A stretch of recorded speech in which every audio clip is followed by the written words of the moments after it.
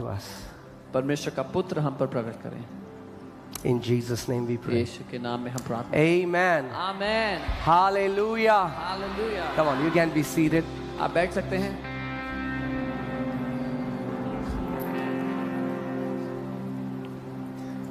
Hallelujah. Hallelujah. Let's just see Psalm 91. Bhajan 91। Okay. मैं आपको बता रहा था, आप जानते हैं अभी हम कैसे समयों में जी रहे हैं. I was telling you, we know the kind of times we live in. They are perilous times. समस्याओं से भरे समय हैं। But हम लोग वो लोग नहीं जो अज्ञानी हैं, हम लोग वो लोग नहीं जो अनजान हैं. We are not those who are without knowledge, who do not know. We are not ignorant. हम अनजान नहीं हैं। Amen. हमारे पास सबसे बड़ा हथियार है. We have the greatest weapon. मैंने कहा हमारे पास सबसे बड़ा हथियार है. I said we have the greatest weapon. We are not defenseless. हम लोग बिना सुरक्षा के नहीं हैं, बिना ढाल के नहीं हैं। The Bible says the weapons of our warfare are mighty to tear down every stronghold in Jesus' name. Bible कहती है जो हमारे हथियार हैं वो शक्तिशाली हैं, महान हैं, सारे दृढ़ गढ़ों को ढा देने के लिए। Amen. So no matter what happens, चाहे कुछ भी क्यों ना हो, this psalm is going to protect you. ये भजन आपकी सुरक्षा करेगा। It is going to protect you. It is going to protect your family. आपकी और आपके परिवार की सुरक्षा करेगा। Amen. और जैसे मैंने आपको कहा था, बाइबल में 8000 प्रतिज्ञाएं हैं, मगर अपने आप 8000 प्रतिज्ञाएं पूरी नहीं होती. आपको उनमें विश्वास मिलाना पड़ेगा कि वो क्रियाशील हो जाएं, वो एक्टिवेट हो जाएं. And I told you there are 8,000 promises in the Bible, but they do not get activated on their own. You have to mix faith in order for them to work in your life. Amen. अगर ऐसा होता तो हर एक मसीह के जीवन में हमें same result दिखते. If it was so, we would have seen the same result in the life of every believer. मगर ऐसा नहीं है. But it is not so. क्योंकि परमेश्वर बिना मनुष्य की पार्टनरशिप के उसने डिसाइड किया है मैं नहीं करने वाला कुछ भी. Because God has decided that without man's partnership, I will do nothing. Amen. Let's go to Psalm 91.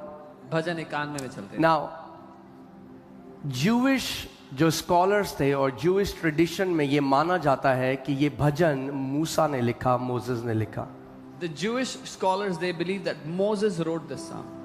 हालांकि बाइबल में ये क्लियर नहीं है किसने ये लिखा है, मगर जब आप मेजॉरिटी अगर आप हिस्टोरियंस को देखें तो मेजॉरिटी हिस्टोरियंस ये मानते हैं कि ये मूसा ने इस भजन को लिखा है. कुछ मानते हैं दाऊद ने लिखा है. The Bible doesn't clarify it explicitly, and there are some historians that believe Moses wrote this, some believe that David wrote it. Amen. हम लोग क्या माने? What do we हमें believe? फर्क नहीं पड़ता मूसा ने लिखा है या दाऊद ने लिखा है, लिखवाया पवित्र आत्मा ने है, हम ये जानते हैं. We believe it doesn't matter whether David wrote it or Moses wrote it. We believe Holy Spirit inspired it and it is for us. It is the word of God. Amen. ये परमेश्वर का वचन है। Moses or David, they were just an instrument. मूसा या दाऊद वो एक माध्यम थे, But it was the spirit of the living God. लेकिन वो जीवित परमेश्वर का आत्मा था उसके बीच। Amen. Amen. And today I pray और आज this मैं psalm is going to come alive in your life, Amen.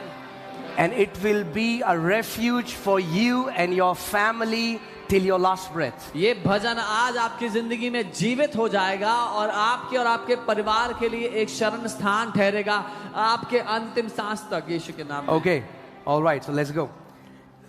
He who dwells in the secret place of the Most High shall abide under the shadow of the Almighty.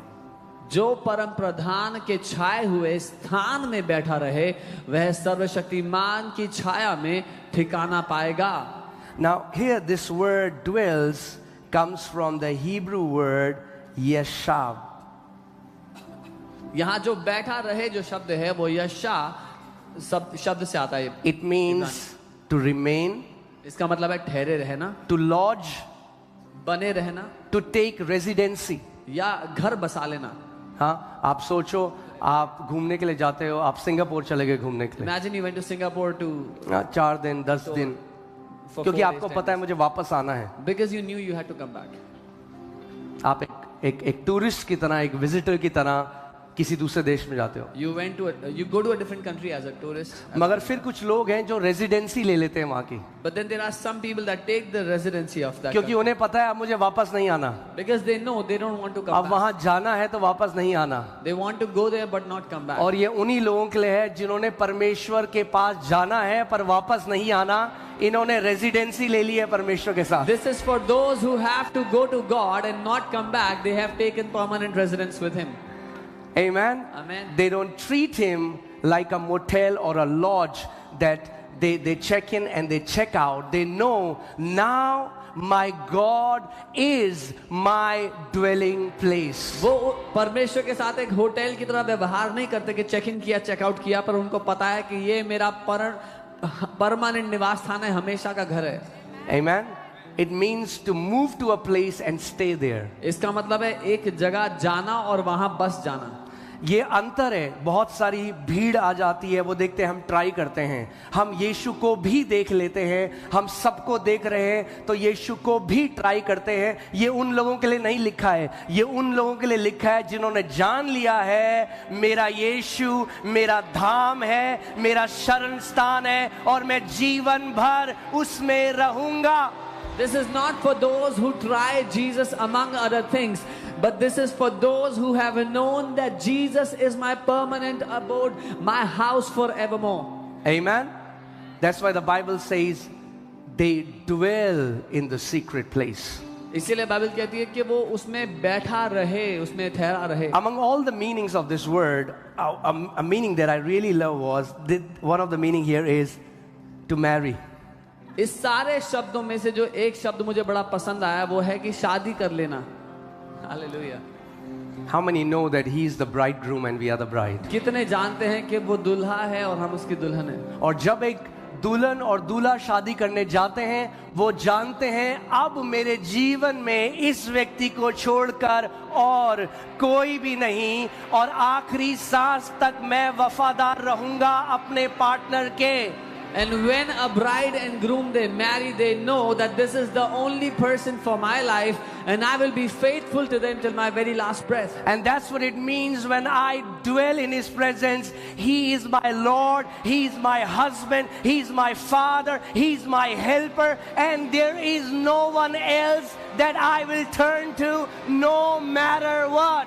यही अर्थ है इसका कि वही मेरा मालिक है, वही मेरा पिता है, वही मेरा पति, मेरा स्वामी है, और मैं उस ही में बना रहूंगा हमेशा के लिए। Amen. कोई भी आशीष जो मेरा यीशु मुझे ना दे, मुझे नहीं चाहिए। No blessing that my Jesus does not give me, I do not want it. कितने लोग मेरी बात सुन रहे हैं? अगर उसकी तरफ से नहीं आए तो ना आए, ज्यादा अच्छा है। If the blessing is not from him, I don't want it. It is good that I don't get it.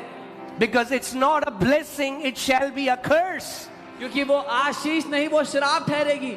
The Bible says Satan took Jesus on the top of the mountain and showed him the glory of the world and said, if you will worship me, I will give all this glory, all of these kingdoms to you. Bible कहती है शैतान यीशु को पहाड़ की चोटी पर ले गया और सारे राज्यों की महिमा दिखाई और कहा अगर तू झुके और मेरी आराधना करे, मैं सारे राज्य और इनकी महिमा तुझे दे दूंगा। Amen. We are not trying him out. हम उसको try When you marry someone, you are not trying them out. जब आप किसी से शादी कर लेते हो तो ट्राई नहीं कर रहे उस व्यक्ति को। You have made up your mind. You have made a commitment.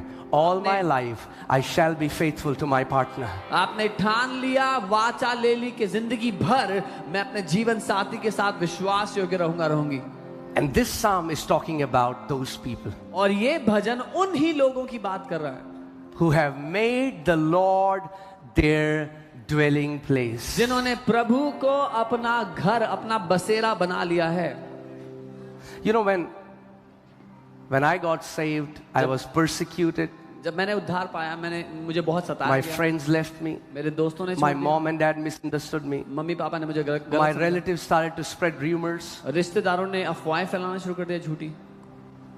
And it was at that time, and when I was growing in the Lord, one day he said to me, he said, "Son, what if from today I don't give you anything that you ask of me, and I don't hear your prayer to give you what you want? Will you still love me?"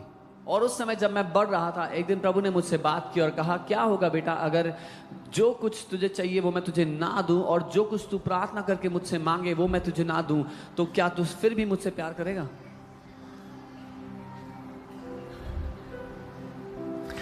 We have not just gathered for what we can get from Jesus. We have gathered for Him. For Him. For Jesus. He is our portion. He is our Lord and He is our treasure. हम सिर्फ इसलिए इकट्ठा नहीं हुए कि हम उससे क्या पा सकते हैं, लेकिन हम उसके लिए इकट्ठा हुए हैं क्योंकि वो हमारा धन, हमारा खजाना है। Amen.